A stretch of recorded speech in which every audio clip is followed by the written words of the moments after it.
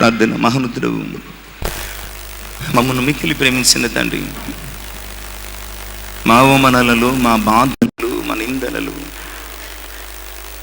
మా శోధనలలో, మా వెలివేతలలో, మా సమస్యలలో, మా కన్నీటిలో అయిన వారందరూ విడిచి వెళ్ళిపోయినప్పుడు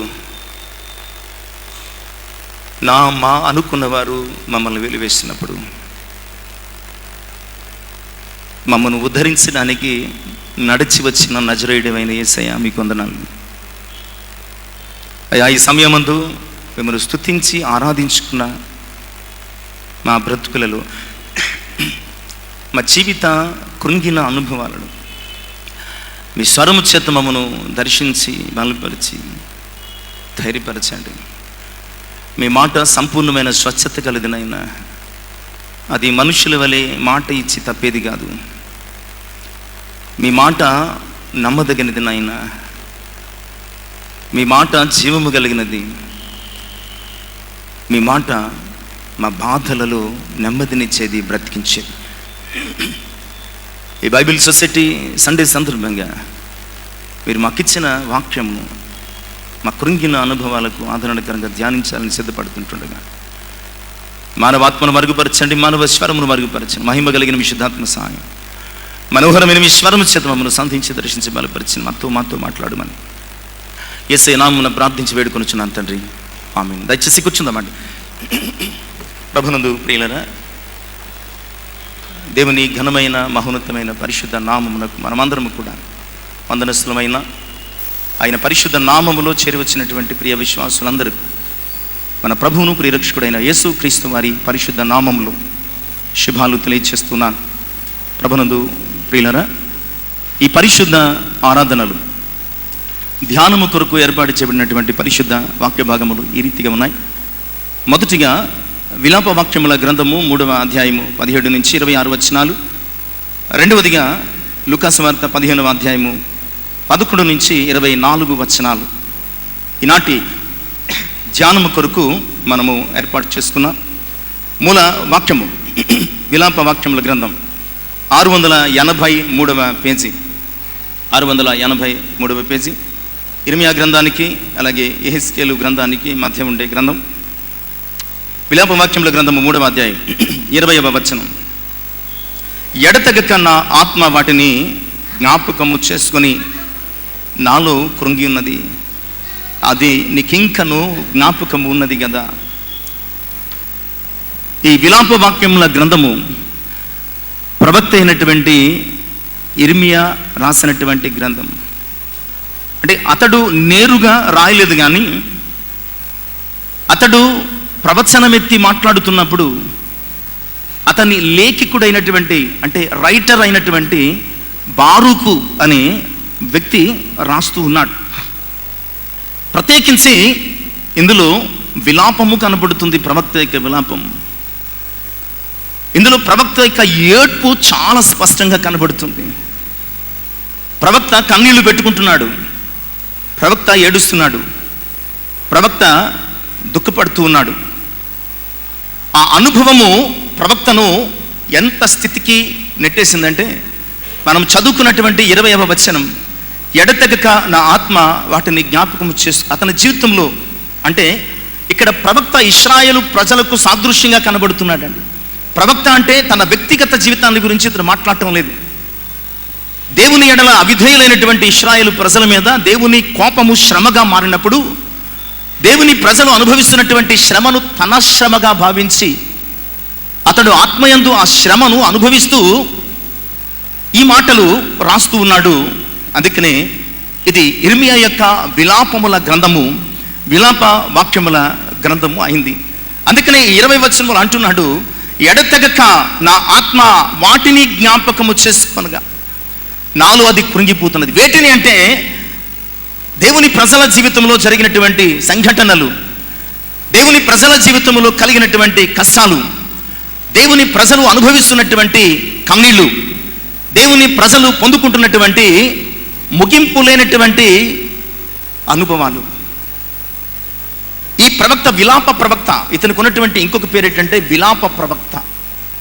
అతడు స్వయముగా తాను అనుభవిస్తూ వీటన్నిటినీ అనగా దేవుని ప్రజలు నేను అనుభవిస్తున్నటువంటి ఆ అనుభవాలను జ్ఞాపకము చేసుకున్నప్పుడు నా ఆత్మ నాలో కృంగి ఉన్నది. 20వ వచనపు పై వచనం అనగా 19, వేటిని జ్ఞాపకము చేసుకునగా అంటే నా శ్రమను, నా దురవస్థను, నేను త్రాగిన మాచిపత్రిని, చేదును జ్ఞాపకము చేసుకొనగా. నా శ్రమలో నాకు కలిగినటువంటి దురవస్థ, నేను త్రాగినటువంటి చేదు, వీటన్నిటిని జ్ఞాపకం చేసుకున్నప్పుడు నా ఆత్మ నాలో, నా ప్రాణము నాలో కొనిగిపోతున్నది. ఏమిటయ్యా ఈ చేదు, ఏమిటి ఈ మాచిపత్రి, ఏమిటి ఈ అనుభవాలంటే 3వ అధ్యాయము 1వ వచనం నుంచి 14వ వచనం వరకు చాలా స్పష్టంగా రాస్తూ ఉంటాడండి. దీనిని తనకు అప్లై చేసుకుంటాడు. నేను ఆయన ఆగ్రహ దండము చేత బాధను అనుభవించిన నరుడను. నేను ఆయన ఆగ్రహ కోపమనే ఆ దండము చేత నేను బాధను అనుభవించిన బాధను గురించి రాస్తున్నాడు. 2వ వచనములో అతడు నడిచినటువంటి ముళ్ళ దారిని బట్టి అతడు కృంగిపోతున్నాడు. 3వ వచనములో అతడు తినిన దెబ్బలను బట్టి అతడు కృంగిపోతున్నాడు. 4వ వచనములో అతడు పొందిన శారీరక అవస్థను బట్టి కృంగిపోతున్నాడు. 5వ వచనములో అతని జీవితంలో సంభవించిన చేదైన అనుభవాలను బట్టి కృంగిపోతున్నాడు. ఇక 6వ వచనములో అతను నడిచిన గాఢాంధకరపు లోయల అనుభవాలను బట్టి కృంగిపోతున్నాడు. 7వ వచనములో అతడు మోస్తున్న బరువైన సంఖ్యల బంధకాలను బట్టి అతడు విలపిస్తూ కృంగిపోతున్నాడు. 10వ వచనములో అతని జీవితంలో సంభవించిన ప్రమాదాలను బట్టి కృంగిపోతున్నాడు. 11వ వచనములో దిక్కులేనటువంటి అతని స్థితిని బట్టి కృంగిపోతున్నాడు. 12, 13 వచనాల్లో అతని జీవితంలో సంభవించిన ఆపదలను బట్టి కృంగిపోతున్నాడు. చివరిగా 14వ వచనంలో అతడు అనుభవిస్తున్న అవమానాలు, నిందలను బట్టి కృంగిపోతున్నాడు. నిజమే ప్రియులారా, ఈరోజు మన జీవితంలో చాలామంది ఈ అనుభవాలలో ఉన్నారు. ఇక్కడ ఉన్నటువంటి మీరు, నేను, అందరము కూడా ఇలాంటి ఒక చేదైనటువంటి అనుభవం, ఇలాంటి ఒక చేదైనటువంటి సంఘటన, ఇలాంటి ఒక చేదైనటువంటి సంభవము, ఇలాంటి ఒక చేదైనటువంటి పరిస్థితి, ఇలాంటి ఒక చేదైనటువంటి కష్టం నిన్ను అధఃపాతాళానికి కృంగదీసి, అనగా డిప్రెషన్, అణచబడడం, బాధ చేత కానీ లేదా మరొక వేదన చేత కానీ, కష్టము చేత కానీ, కన్నీటి చేత కానీ, పరిష్కారము కానటువంటి పరిస్థితుల చేత ఎంత తపనబడినా నీకు దొరకని ఆశీర్వాదాల కొరకు నీవు ప్రయత్నించి కృంగిపోయినప్పుడు, అనగా ఒక డిప్రెషన్కి వెళ్ళిపోయినప్పుడు ప్రియులారా, మన జీవితం ఎలా అనిపిస్తుందంటే, ఇదిగో నా చేదును జ్ఞాపకం చేసుకున్నప్పుడు ఎడతెగక నా ఆత్మ నాలో కృంగిపోతుంది. ఇక నాకు ఆశ లేదు.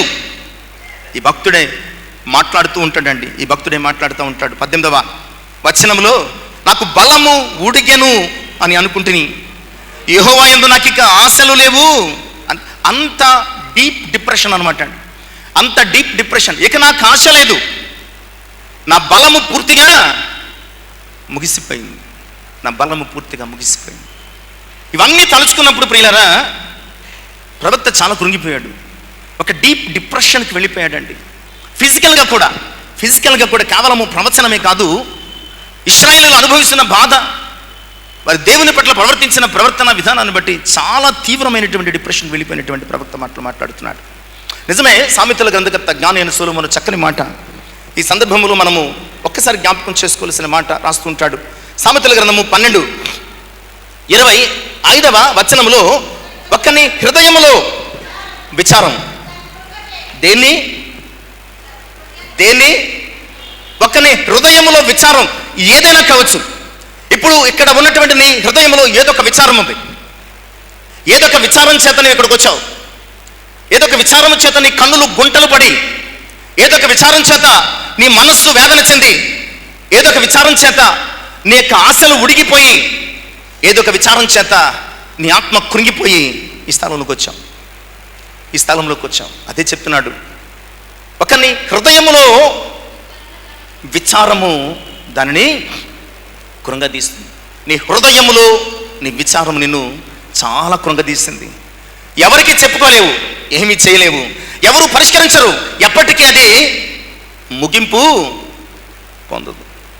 ఇలాంటి అనుభవములు ప్రవక్త వల్ల నీవు కూడా నీ వ్యక్తిగత జీవితంలో దేవునికి అవిధేయత కలిగిన వ్యక్తివై శ్రమలు కొని తెచ్చుకుని విచారము చేత కన్నులు గుంటలు పడి మనస్సు కృంగి ఆయన పరిశుద్ధ సన్నిధిలో ఉన్నావేమో. ఇది మన కోసమే ఈ వాక్యం, మన కోసమే పరిశుద్ధాత్ముడు మాట్లాడుతున్నటువంటి ఈ సత్యం. 145వ సంకీర్తన. ఇలాంటి అనుభవం కలిగిన ప్రతి ఒక్కరితో దేవుడు మాట్లాడుతున్నటువంటి అమూల్యమైనటువంటి మాటలు. 14వ చరణం. యెహోవా, నీవు ఏ స్థితిని బట్టి పడిపోయావో, ఏ స్థితిలో పడిపోయావో నాకు తెలియదు. యెహోవా పడిపోయిన వారందరినీ ఉద్ధరించువాడు, కృంగిపోయిన వారిని ఆయన లేవనెత్తువాడు.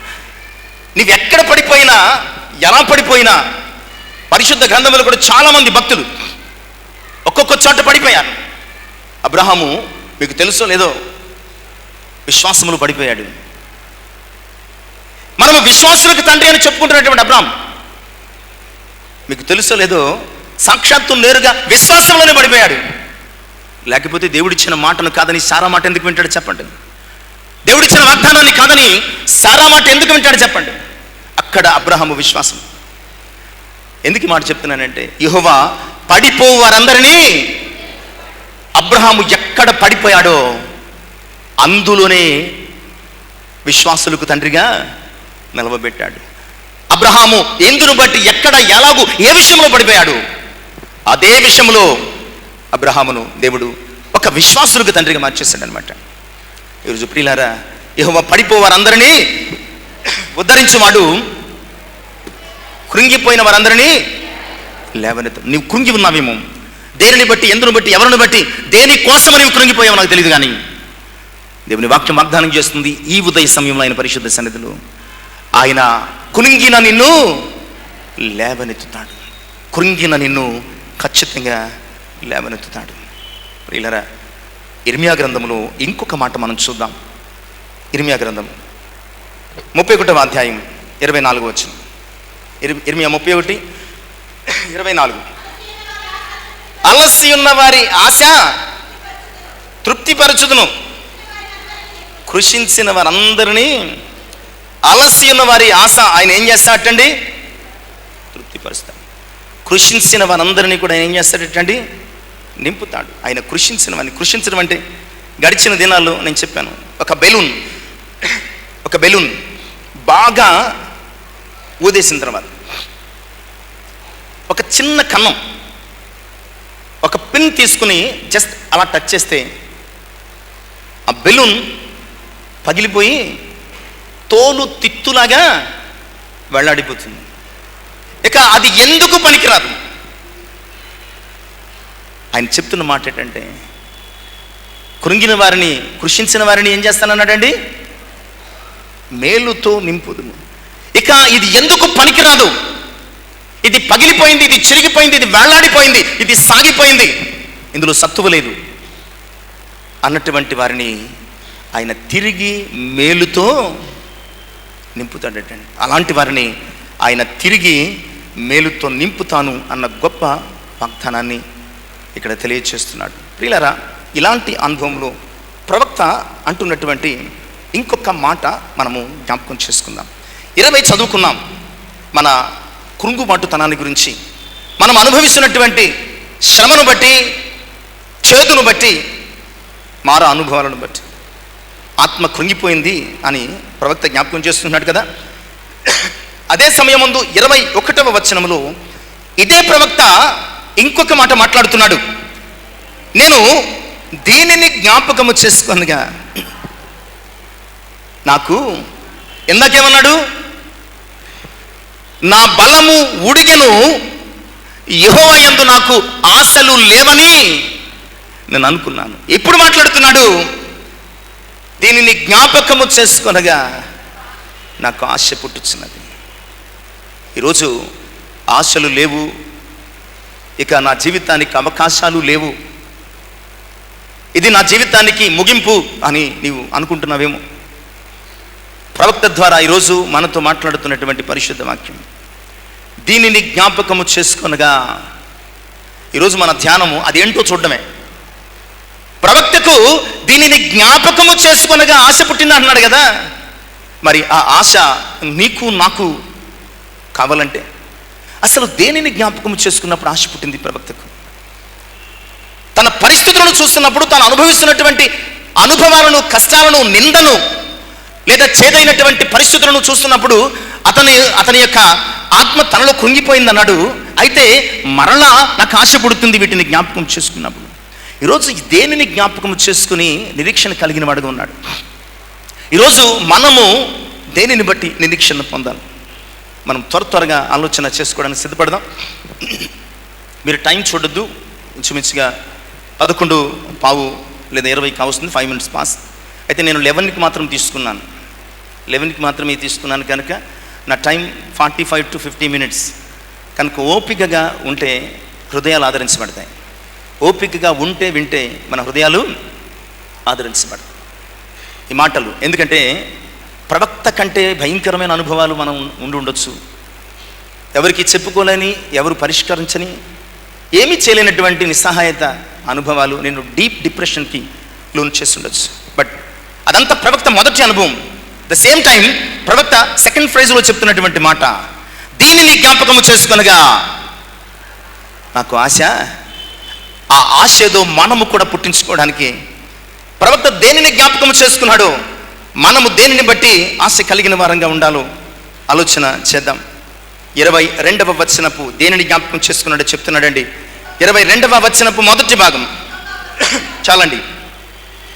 దేనిని జ్ఞాపకము చేసుకున్నప్పుడు ప్రవక్తకు ఆశ పుట్టిందంటే ఆయన కృపను జ్ఞాపకం చేసుకున్నప్పుడు.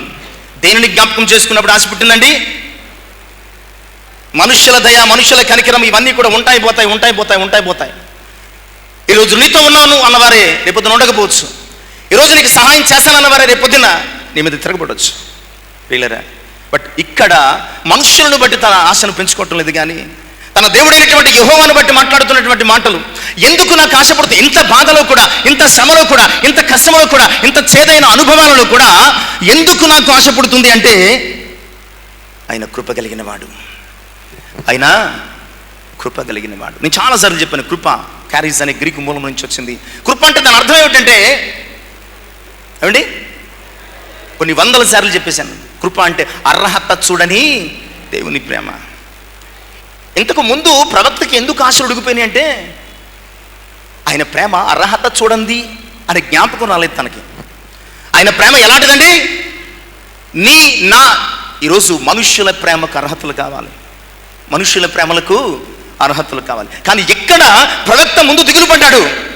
అయ్యో నేను చేసిన నా అవిధేయతను బట్టి నాకు ఇంకా ఆశలు లేవు అనుకున్నాడు. కానీ మరలా దేవుని కృపను జ్ఞాపకం చేసుకున్నప్పుడు, దేనిని జ్ఞాపకం చేసుకునగా ఆయన కృపను జ్ఞాపకం చేసుకున్నప్పుడు, అనగా అర్హత చూడనటువంటి ఆయన ప్రేమను జ్ఞాపకం చేసుకున్నప్పుడు మళ్ళా ప్రవక్తకి ఆశ పుట్టిందండి. ఎందుకంటే ఆయన కృప నీ యోగ్యతను చూసేది కాదు, ఆయన కృప నీ అర్హతను చూసేది కాదు, ఆయన కృప నీ అందాన్ని చూసేది కాదు, ఆయన కృప నీ సౌందర్యాన్ని చూసేది కాదు, ఆయన కృప నీ బలాన్ని, నీ భాగ్యాన్ని చూసేది కాదు, ఆయన కృప నీకు సంబంధించిన దేనిని చూసేది కాదు. ఆయన కృప నీ బలహీనతను చూచి ప్రేమించేది. ఆయన కృప నీ అవిధేయతలో కూడా నేను ప్రేమించేది. అందుకనే రోమపత్రిక 5వ అధ్యాయము 6 నుంచి 11 వచనాలు చెప్తాడు కదా, మనం ఇంకనూ బలహీనులమై ఉండగా, మనం ఇంకనూ పాపులమై ఉండగా, మనం ఇంకనూ శత్రువులమై ఉండగా యుక్త కాలమందు క్రీస్తు మన కొరకు ఇది ఆయన కృప. ఇది ఆయన కృప. మనుష్యుల వలె మారిపోయేది కాదు. మనుష్యులు మారిపోతారు ఒక్కోసారి ఒక్కో రకంగా, కానీ దేవుని కృప మారిపోయేది కదండి. నువ్వు ఎలాగున్నా ప్రేమించేది, నువ్వేమన్నా ప్రేమించేది. చాలాసార్లు దేవుని తిడతా ఉంటామండి, దేవుని తిడతా ఉంటాం. సిలువలో ఆయన దూషించిన వారిని చూసి ఆయన ఏమన్నాడు? తండ్రి వీరేమి చేయించినారో వీరెరుగరు గనుక. అది ఆయన కృప. ఆయన హింసించిన వారిని, దూషించిన వారిని, సిలువ వేసిన వారిని, చిత్రహింసలు గురి చేసిన వారిని కూడా క్షమించుమని చెప్పినటువంటి అర్హత చూడనటువంటి ప్రేమ ఆయన కృప అన్న సంగతిని జ్ఞాపకం. ఈరోజు నీకున్నటువంటి ఒకే ఒక హోప్ ఏమిటంటే, నీవున్నటువంటి తీవ్రమైనటువంటి నిరాశ, నిస్పృహలు, కుంగిపోయినటువంటి అనుభవాలలో మనకున్నటువంటి గొప్ప నిరీక్షణ ఏమిటంటే ఆయన కృప కలిగిన వాడు, ఆయన కృప కలిగిన వాడు, ఆయన కృప కలిగిన వాడు. ఆయన నీ అర్హతను చూచి, నీ యోగ్యతను చూచి ప్రేమించేవాడు కాదు. నీ బలహీనతను చూచి, నీ భక్తిహీనతను చూచి ఆయన తృణీకరించేవాడు కాదు. నువ్వు ఎలాగున్నా ఆయనకు కావాలి, నువ్వు ఎలాగున్నా ఆయనకు కావాలి. యాకోబు అనుభవాన్ని ఒకసారి చూద్దాం. ఆయన ఎంత కృప కలిగిన వాడు అంటే, ఆదికాండము 32వ అధ్యాయం 6-7 వచనాలు. ఆదికాండము 32వ అధ్యాయం 6-7 వచనం త్వరగా చూద్దాం. ఆ దూతలు యాకోబు నద్దకు తిరిగి వచ్చి, మేము నీ సహోదరుడైన ఏసావు నద్దకు వెళ్ళి, అతడు 400 మందితో నిన్ను ఎదుర్కొని వచ్చుచున్నాడని చెప్పగా యాకోబు మిక్కిలి భయపడి అతడు తొందరపడ్డాడు, భయపడ్డాడు, కృంగిపోయాడు. దానికి ఆధారం 11వ వచనంలో దేవుని ప్రార్థన చేస్తున్న, సహోదరుడైన ఏసావు చేతుల నుంచి నన్ను దయచేసి తప్పించుము, అతడు వచ్చి పిల్లలతో తల్లిని నన్ను చంపునేమో అని భయపడుచూ ఉన్నాను. యాకోబు భయము, తొందర చేత చాలా కృంగిపోయాడండి. యాకోబు దేని చేత అండి? భయము, తొందర చేత చాలా కృంగిపోయాడు. యాకోబు కృంగిపోయాడు, కానీ దేవుడు కృప కలిగిన వాడు. దేవుడు ఏంటండి? కృప కలిగిన వాడు. అక్కడ దేవుడు యాకోబు అర్హతను చూడటం లేదు. వీడు మోసం చేశాడు అన్నను, వీడు అన్న చేతుల్లో చావాలి, వీడు అన్న చేతుల్లో చావాలి, అన్న చేత శిక్షించబడాలి అని అనుకునే దేవుడు కాదు. మనం ఏమనుకుంటామంటే, నన్ను ఇలా చేశాడు కాబట్టి మంచి మంచి శిక్ష వేశాడు దేవుడు, నన్ను బాధ పెట్టాడు కాబట్టి వాడు బాధపడాలా, నన్ను ఏడిపించాడు కాబట్టి వాడు ఏడిపించబడాలా, నన్ను ఇబ్బంది పెట్టాడు కాబట్టి వాడు ఇబ్బందుల పాలు అయిపోవాలి. కానీ దేవుడు అలాంటాడు కాదు.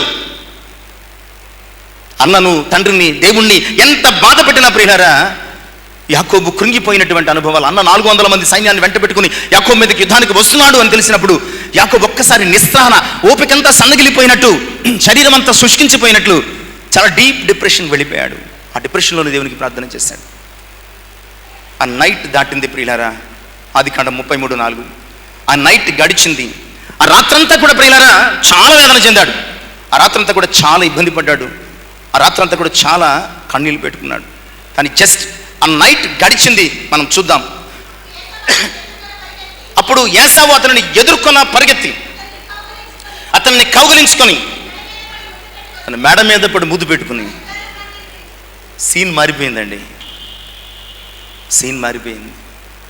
దేనిని బట్టయితే కృంగిపోయాడు, దేనిని బట్టయితే కలత చెందాడు, దేనిని బట్టయితే కన్నీరు పెట్టుకున్నాడు, దేనిని బట్టయితే రాత్రంతా నిద్ర లేకుండా వేదన చెందాడు, ఉదయం లేచేసరికి ఎవరికి భయపడ్డాడో, ఎవరిని బట్టి కృంగిపోయాడో ఆ యాసావు వచ్చి యాకోబు మెడ మీద పడి కౌగిలించుకుని ముద్దు పెట్టుకుని ఇద్దరు కలిసి ఏడ్చారట. ఇది యాకోబు గొప్పతనమా, యాసావు గొప్పతనమా? ఆయన కృప కలిగిన వాడు కనుక, ఆయన కృప కలిగిన వాడు కనుక చంపాలని వస్తున్న యాసావును మార్చాడు. చచ్చిపోతానేమో అని కృంగిపోయినటువంటి యాకోబును దర్శించాడు. ఈరోజు ఆయన కృప కలిగిన వాడు. నీ అర్హతను చూచి ఆయన ప్రేమించేవాడు కాదు, నీ యోగ్యతను చూచి ఆయన ప్రేమించేవాడు కాదు, నీ అందాన్ని చూచి ప్రేమించేవాడు కాదు, నీ ఐశ్వర్యాన్ని చూచి ప్రేమించేవాడు కాదు, నీ జ్ఞానాన్ని చూచి ప్రేమించేవాడు కాదు. నువ్వు ఎందుకు పనికిరావని లోకమంతా నిన్ను తృణీకరించగా ఆయన నిన్ను అర్హత చూడనటువంటి ప్రేమ చేత ఎన్నుకుని ఏర్పాటు చేసుకుని ఉన్నతమైన స్థితిలో గణపరిచే దేవుడు. దావీదును తండ్రి, అన్నలు అందరూ తృణీకరించారండి, కానీ దేవుడు ఏర్పాటు చేసుకుని సింహాసనం మీద కూర్చోబెట్టాడు. యోసేపును అన్నలు చంపాలను చూచారు, నిందలు పడ్డాడు. అయినప్పటికీ యోసేపును తీసుకెళ్ళి దేవుడు ఎక్కడ కూర్చోబెట్టాడండి? సింహాసనం మీద కూర్చోబెట్టాడు. ఎందుకంటే ఆయన కృప కలిగిన వాడు. ఇది జ్ఞాపకం చేసుకున్నప్పుడు యిర్మీయా ప్రవక్త, దీనిని జ్ఞాపకము చేసుకున్నప్పుడు నాకు ఆశ పుడుతుంది. దేనిని అంటే ఆయన కృపను జ్ఞాపకం చేసుకున్నప్పుడు నాకు ఆశ పుడుతుంది. ఆయన కృపను జ్ఞాపకం చేసుకున్నప్పుడు నాకు ఆశ పుడుతుంది. నిజమే. యెషయా గ్రంథం 54వ అధ్యాయం 10వ వచనంలో చక్కని మాట. యెషయా గ్రంథం 54:10 పర్వతములు తొలగిపోయినను, మెట్టెలు తత్తరిల్లినను, నా కృప నిన్ను విడిచిపోదు. పర్వతములు తొలగిపోయిన, మెట్టలు తత్తరిల్లిన, దీని అర్థం ఏంటో తెలుసా? స్థిరమైనవి, బలమైనవి, విడిపోనవి అనుకున్న బంధాలు విడిపోయినా ఆయన కృప నిన్ను విడిచిపోదు. మనం అనుకుంటే చాలాసార్లు ఈ బంధము స్థిరము, ఈ అనుబంధము శాశ్వతము, ఈ ప్రేమ చిరకాలం ఉంటుంది అని చాలాసార్లు మనం అనుకుంటాం, కానీ అవన్నీ పోతాయి.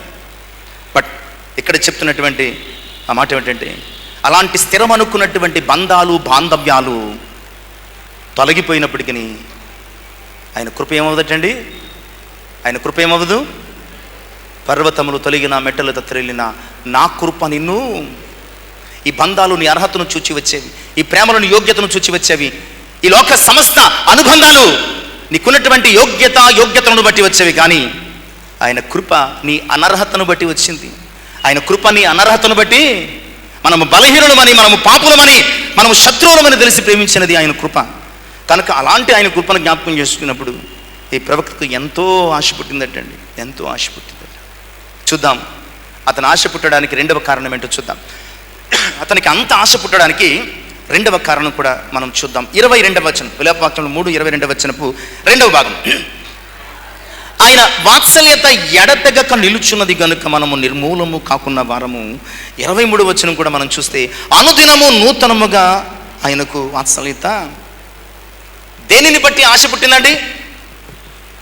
దేనిని బట్టండి? ఆయన వాత్సల్యతను బట్టి ఆశపడుతుంది. ఎడతగినటువంటి ఆయన వాత్సల్యతను బట్టి ఆశపడుతున్నాడండి. అంతేకాదు, నూతనముగా అనుదినము మన మీద కలుగుతున్నటువంటి ఆయన వాత్సల్యతను బట్టి ఆశపడుతున్నాడు. వాత్సల్యత అంటే ఈ పదాలన్నీ గడిచిన దినాల్లో మనం అర్థాలుగా చూసిందే.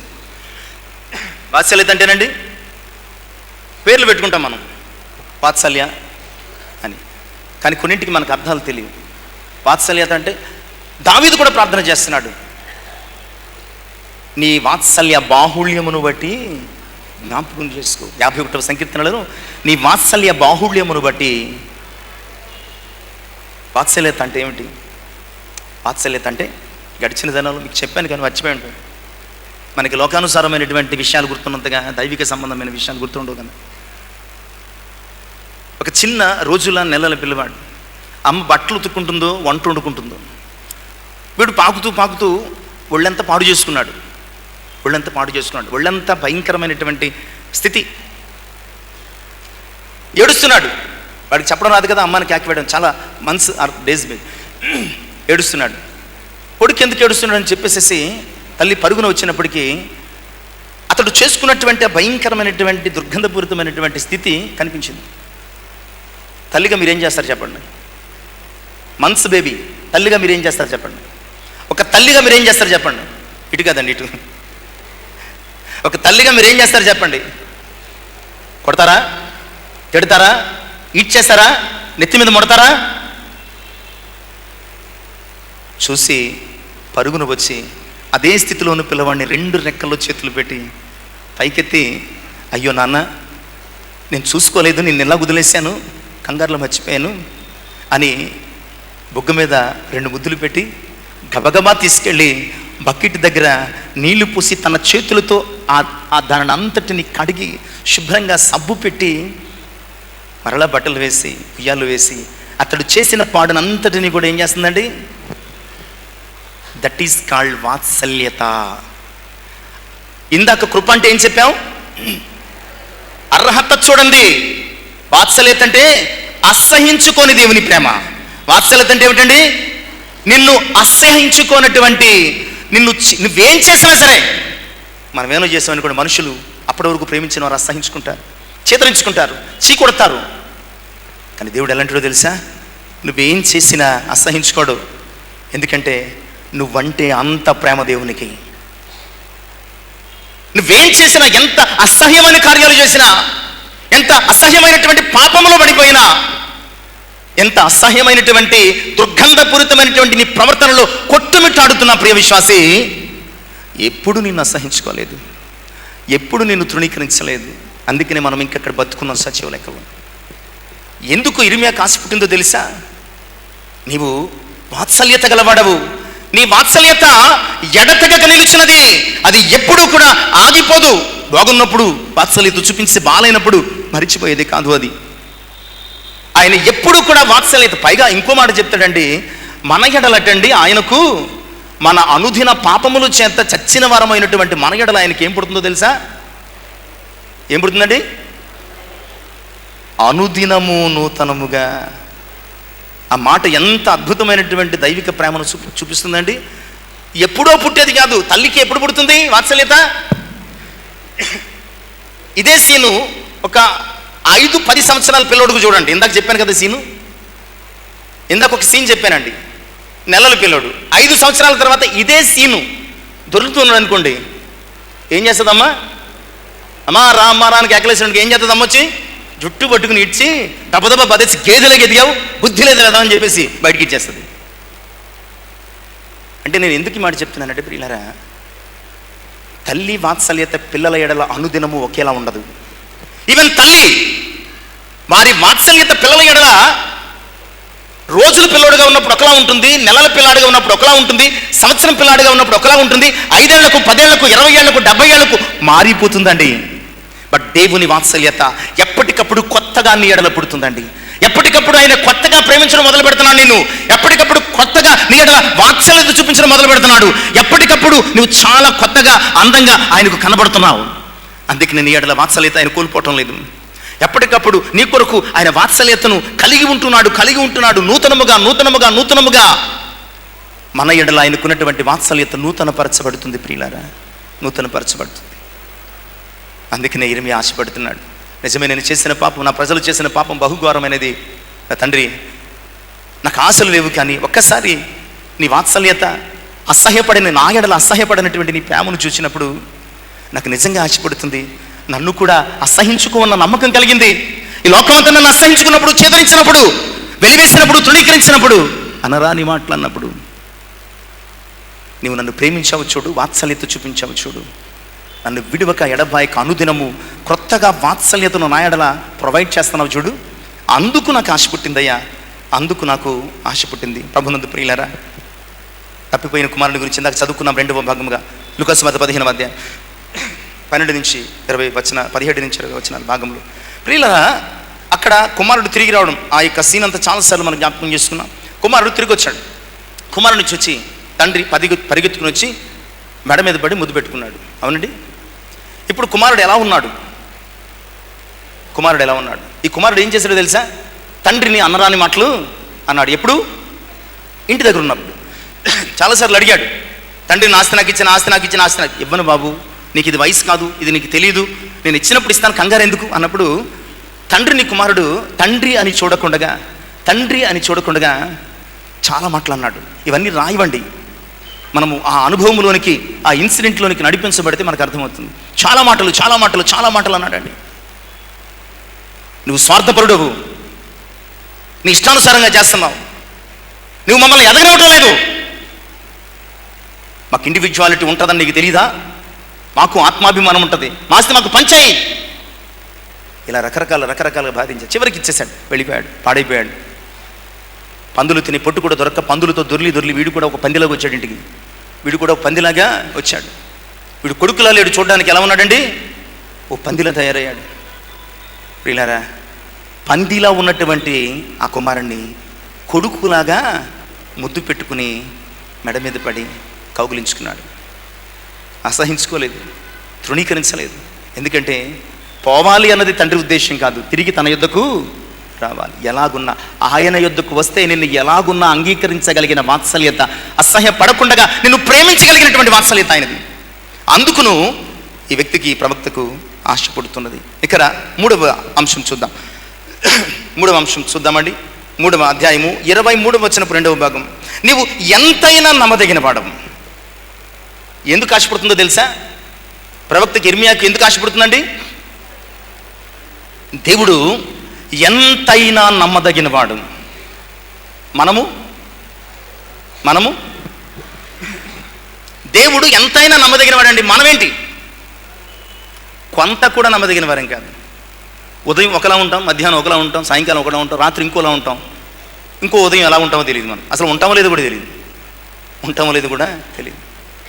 దీన్ని నమ్మకత్వం అంటారా? నమ్మకత్వం అంటే ఒక దానికి స్టిక్కప్ అయినప్పుడు చావైనా బతికైనా అక్కడే ఉంటుంది. అలాంటిది ఆయన ప్రేమ అనమాట అండి. ఇక్కడ చెప్పబోతున్న సత్యం ఏంటంటే, నీవు నమ్మదగిన వాడవు అంటం లేదు. నీవు నమ్మదగిన వాడవు అంటే నార్మల్గా ఉండేదేమో. నీవు నమ్మదగిన వాడవు అంటే నార్మల్. బైబిల్లో ప్రతి ఒక చిన్న మాట కూడా చాలా విలువైంది. నమ్మదగిన వాడు అనడానికి, ఎంతైనా నమ్మదగిన వాడు అనడానికి భూమికి ఆకాశానికి మధ్య ఉన్న తేడా ఉంది. రెండు ఒకలాగే అనిపిస్తున్నాయి మనకి. నమ్మదగిన వాడు, ఎంతైనా నమ్మదగిన వాడు, దానికే ఉంది. బట్ ఎంత తేడా ఉందో తెలుసా? భూమికి ఆకాశానికి ఉన్నంత తేడా. నమ్మదగిన వాడు అంతే, బట్ ఇక్కడ దేవుడు ఎంతైనా నమ్మదగినవాడు. అందులో నీవు ఎంత పాపివైనా, నీవెంత ద్రోహివైనా, నీవెంత భయంకరమైన వ్యక్తివైనా, నీవెంత దూరము వెళ్ళిపోయినా, ఒక్క మాటలో చెప్పాలంటే తిమోతికి రాసినటువంటి 2వ పత్రికలో 2వ అధ్యాయం 13వ వచనం. తిమోతికి రాసిన 2వ పత్రిక 2వ అధ్యాయం 13వ వచనం. అమ్మా మళ్ళీ చదవండి. మనము నమ్మదగని వారమైనను. రెండు ఒకలే కనబడతా ఉంటాయండి. ఎందుకంటే మన మీద మాకు నమ్మకం ఎక్కువ, మనకి నమ్మకం ఎక్కువ, అందుకనే అలాగే అనిపిస్తూ ఉంటాయి మనకి. మనము నమ్మదగని వారమైనను ఆయన నమ్మదగిన వానిగా ఉండును. ఎందుకుంటాడట? ఆయన తన స్వభావమునకు విరోధముగా ఏది చేయడు. మనం ఎప్పుడు చూసినా మన స్వభావానికి వ్యతిరేకంగానే ప్రవర్తిస్తూ ఉంటాం. మనం ఎప్పుడు చూసినా మన స్వభావానికి విరోధంగానే ప్రవర్తిస్తూ ఉంటాం. కానీ దేవుడు తన స్వభావానికి ఎప్పుడు విరుద్ధంగా ప్రవర్తించాడు. ఆయన స్వభావం ఏంటండి? నమ్మకత్వం ఆయన స్వభావం. నమ్మకత్వము ఆయన స్వభావం. మరి నీ స్వభావం ఏంటి? నేను చెప్పను, మీరే జ్ఞాపకం చేసుకోండి మన స్వభావం ఎలా ఉంది. ఆయన అంటాడు, మనము నమ్మదగని వారమైనను ఆయన నమ్మదగిన వాడిగానే ఉంటాడు. అందుకును ఇర్మియా కాచి పుట్టిందండి. నిజమే దేవా, మేము నమ్మదగని వారం. ఎన్నోసార్లు మీరు నమ్మి మాకు ఇచ్చినటువంటి కృపలను ఈ లోకంలో తాకట్టు పెట్టాం. ఎన్నోసార్లు మీ పిలుపును తాకట్టు పెట్టాం. ఎన్నోసార్లు మీ ప్రేమను తాకట్టు పెట్టాం. ఎన్నోసార్లు మీదైనటువంటి వాత్సల్యతను తాకట్టు పెట్టాం. మేము ఇన్నిసార్లు ఇంతగా నమ్మదగని వారంగా ఉన్నప్పటికీ నీవెప్పుడు కూడా నమ్మదగిన వారిగా మా ఎడలో పనిచేసావయ్యా, మమ్మల్ని ప్రేమించాం. అందుకును కదా నాకు నీ మీద ఆశ పుడుతుంది. కొరింథీ మొదటి పత్రిక 1వ అధ్యాయం 9వ వచనంలో పౌలు భక్తుడు కొరింథీ సంఘానికి రాస్తున్నాడు, యేసుక్రీస్తు అను తన సహవాసమునకు పిలిచిన దేవుడు నమ్మదగినవాడు. యేసుక్రీస్తు అను తన కుమారుని సహవాసములోనికి పిలిచిన దేవుడు ఎవరటండి? నమ్మదగినవాడు. ప్రియులారా, యోధా అమ్ముకున్నాడు, కానీ యోధా ఎడల కూడా ఆయన నమ్మదగిన వానిగానే ఉన్నాడు. చివరి వరకు యోధాను సంపాదించుకోవడానికి, రక్షించుకోవడానికి పోరాటం చేశాను. ఆ బల్ల సహవాసంలో కూడా యూదా మారు మనసు పొందుతాడేమో అని ఆశపడ్డాడు. ఎటు చూసినా యూదా నశించిపోవడానికి సిద్ధపడ్డాడు. ప్రియులారా, యేసుక్రీస్తు అన్న తన కుమారుని సహవాసంలోనికి పిలిచిన దేవుడు ఇంకో మాట హెబ్రీ పత్రిక 10వ అధ్యాయం 23వ వచనంలో, హెబ్రీ పత్రిక 10వ అధ్యాయం 23వ వచనం త్వరగా చదువుకుందామండి. వాగ్దానము చేసినవాడు నమ్మదగినవాడు కనుక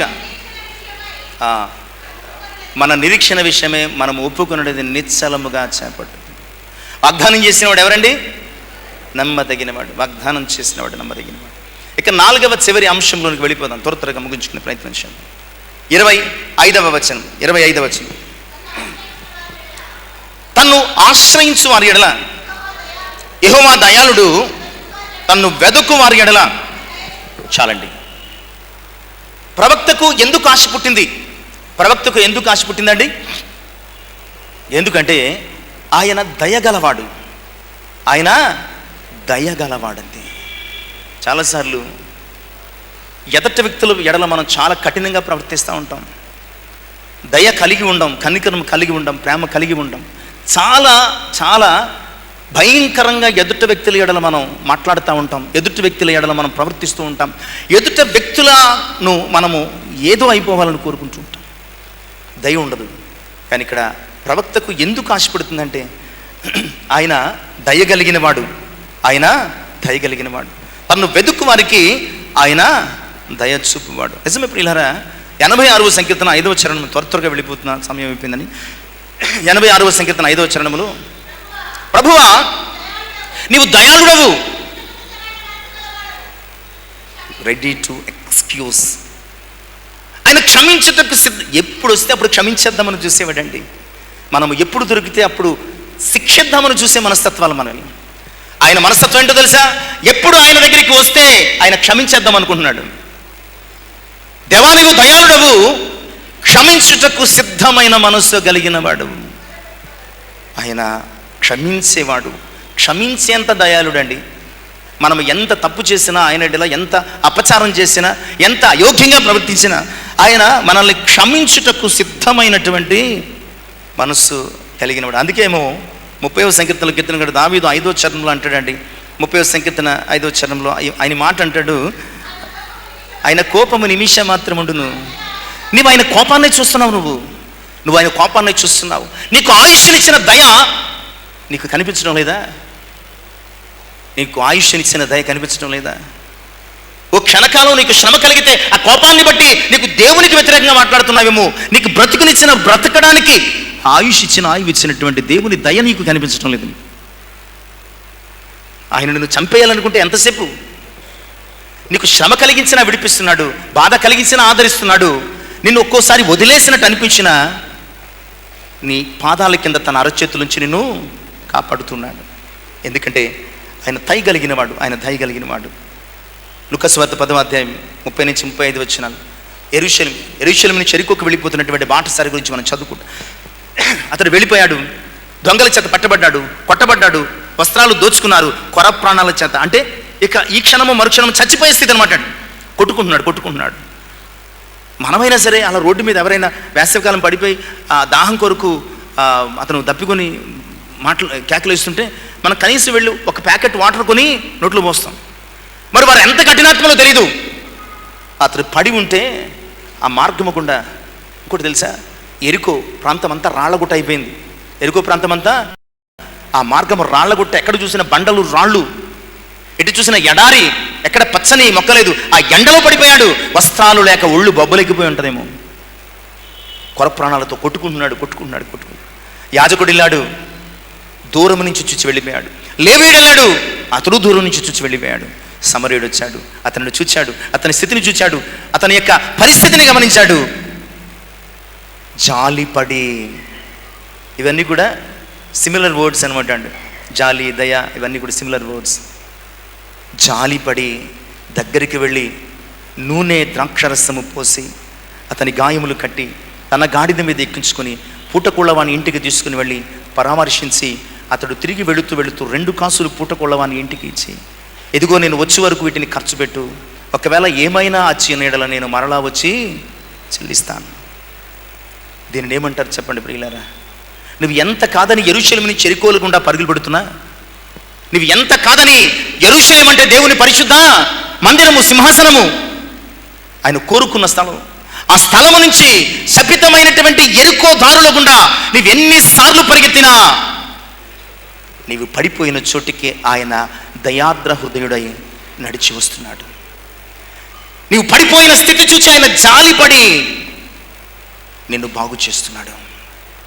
ప్రియులారా, ఇంత దయను ఎక్కడైనా మనం చూడగలమా? ఇంత దయను మనము ఎక్కడైనా చూడగలమా? ఆలోచించండి. ఇలాంటి దయ కలిగిన ప్రభు దేవుడు జ్ఞాపకం వచ్చినప్పుడు ప్రవక్త ఇర్మియాకు మరలా ఏం పుట్టిందండి? ఆశ పుట్టింది. ఎందుకంటే చివరిగా ఆయన అంటాడండి 26వ వచనములో, నరులు ఆశ కలిగి యెహోవా అనుగ్రహించు రక్షణ కొరకు ఓపికతో కనిపెట్టుట మంచిది. ఎందుకంటే ఆయన కృప కలిగిన వాడు, ఆయన వాత్సల్యత కలిగిన వాడు, ఆయన ఎంతైనా నమ్మదగిన వాడు, ఆయన దయ కలిగిన వాడు. ఈరోజు నీవు ఏ విషయంలో ఇక్కడ కృంగిపోయి వచ్చావో తెలియదు. ఏ అంశము నిన్ను తీవ్రమైనటువంటి డిప్రెషన్కి లోంచేస్తుందో, ఎలాంటి సమస్య, ఎలాంటి వ్యాధి, ఎలాంటి బాధ, ఎలాంటి మనోవేదన, ఎలాంటి టెన్షన్. ఇప్పుడు టెన్షన్తో ఇక్కడ కొంతమంది ఉన్నారు, టెన్షన్తో కొంతమంది ఉన్నారు, నాకు కనబడుతున్నారు. మీకు కనబడుతున్నారా? టెన్షన్తో కొంతమంది ఉన్నారు. వాళ్ళే ఇంటర్మీడియట్, సీనియర్, జూనియర్, ఇంటర్ రాస్తున్నవారు. టెన్షన్ కొరకు ఎదురు చూస్తున్న 10th క్లాస్ వాళ్ళు కూడా ఉన్నారు. Tension tension tension tension. వీళ్ళరా చదువుతాం కానీ పేపర్ ఎలాగిస్తాడు, ఎలా రాయగలము, ఇలాంటి టెన్షన్. వీళ్ళరా టెన్షన్ అనేది 99% నీ ఫెయిల్యూర్కి కారణం. టెన్షన్ అనేది 99% నీ ఫెయిల్యూర్కి కారణం. అదే టెన్షన్ విడిచిపెట్టి అయితే అవుతుంది, పోతే పోతుందని రాసావనుకో, నువ్వు ఊహించని మార్కులు వచ్చేస్తాయి నీకు. నువ్వు ఎంత బాగా చదివిపోయి టెన్షన్ పడి వెళ్ళి అలా పేపర్ మీద పెనబెట్టిన 0. 99% ఫెయిల్ అయిపోతావు. ఏమైతే అవుతుందని తెగించి వెళితే నువ్వు ఊహించని మార్కులు పొందుకుంటావు. నువ్వు టెన్షన్ పడకు. పిల్లలు చెప్తున్నాను, ఇంటర్మీడియట్ పిల్లలకి, 10th క్లాస్ పిల్లలకి టెన్షన్ పడకు. హాయిగా చదువు. దేవుడిచ్చిన సమయాన్ని వృధా చేయకు. ప్రభువా నాకు పాస్ చేసి నువ్వు రాయాలి కదా. చాలామంది పాస్ చేసి పేపర్లో కింద ప్రార్థనలు కూడా రాసేస్తూ ఉంటారు. కొంతమంది పేపర్లో రిక్వెస్ట్లు పెట్టేస్తూ ఉంటారు. వాల్యుయేషన్ చేసేవారికి రకరకాలు పెట్టేస్తూ ఉంటారు. ప్రియులారా, పాస్ అవ్వడానికి ఒకే ఒక రీజన్ ఏంటంటే నువ్వు కష్టపడి చదువు. నీకు 90 రావాలా 35 రావాలా అనేది సెకండరీ. నువ్వు కష్టపడి చదువు. దేవునికి ప్రార్థించు, అయ్యా నేను బాగా ప్రిపేర్ అవ్వడానికి నాకు శక్తి ఇవ్వు, నేను గ్రహించడానికి జ్ఞానం ఇయ్యి, నేను చక్కగా వెళ్ళి రాయడానికి నాకు ఆరోగ్యం ఇయ్యి. ఇంతే. నన్ను పాస్ చేసే పనికి మళ్ళీ ప్రార్థన వద్దు. పాస్ చేసే పెట్రోల్ ఏంది, బండిని టక కిక్కు కొట్టయితే ఎక్కడికి వెళ్తుందండి? ఎక్కడికి వెళ్తా చెప్పండి? వెళ్ళదు. పెట్రోల్ ఉండాలా. నువ్వు పాస్ చేసే ప్రభువా అని కాదు, కానీ నువ్వు ముందు కష్టపడి చదువు. First thing. 2, జ్ఞానము ఇవ్వమని, చదివిన దానిని గ్రహించి చక్కగా రాయగలిగే జ్ఞానం ఇవ్వమని.